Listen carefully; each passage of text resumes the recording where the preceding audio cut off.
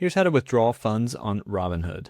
To do that, we're going to go to our account drop down and then to transfers. Inside of transfers at the top, you're going to see start a transfer and then transfer money right here. So we click on this and it's going to take us to this little transfer section.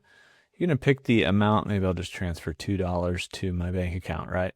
And then I can choose which account it's from.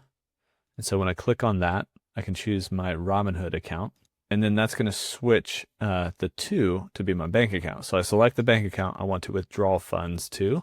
And then after that, I'm going to click review. You have the option to do a free transfer, which will tell you how many days or so it will take, or you can pay a fee to do an instant transfer. It's not a $5 fee. It's something that is based on the number that you are withdrawing.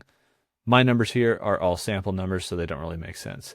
But after that, whether it's free or whether it's the free standard or the instant transfer, then you just click this button down here to transfer funds to your bank account. And that's how you can withdraw funds from Robinhood.